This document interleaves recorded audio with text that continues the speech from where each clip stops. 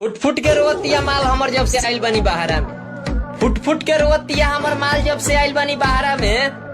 आ कहतिया के दिल बसल बा तारा में, एक करे जा जी दशहरा में। मन लागे ना बहारा में हमके छोड़ी के अनुआरे, अरे हमके छोड़ी के अनुआरे।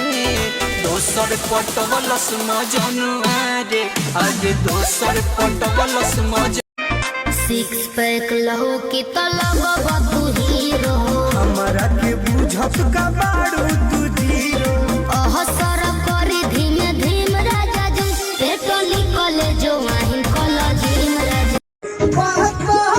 पिया में बहुत लाइकन के कोई सनवता सच जाने बाजारा। हमके छोड़ी के अनुआरे, अरे हमके छोड़ी के अनुआरे। दोसर पटवलस मजनुआरे, अरे दोसर पटवलस मजन। हमके छोड़ी के अनुआरे, अरे हमके छोड़ी के अनुआरे।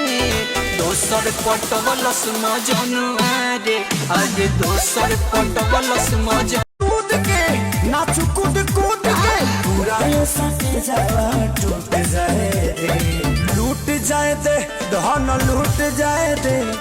नमरी पघरी उठ जाए दे। बोल बोले बोल तुझको क्या चाहिए। आशिक हूँ मैं दिलदार हूँ, आशिक हूँ मैं दिलदार हूँ।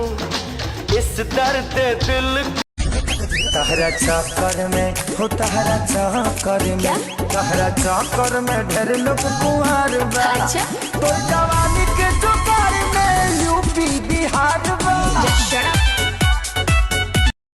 नमस्कार, प्रणाम। मैं खेसारी यादव और मैं एक हिंदुस्तानी होने के नाते आप सबसे एक चीज अपील कर रहा हूँ कि एक वर्ल्ड की कोई कंपनी है, 25 करोड़ जनता से अपील करना चाहता हूँ कि अगर हम सब आदमी एक एक बटन दबा देना, आशीर्वाद के लिए, एक प्यार के लिए, खेसारी अधूरा है, हर आदमी अधूरा है।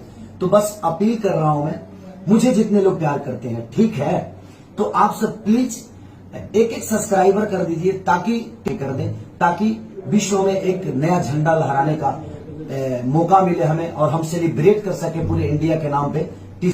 तो एक एक सब्सक्राइब करने के लिए तो दिल से थैंक यू, ठीक है।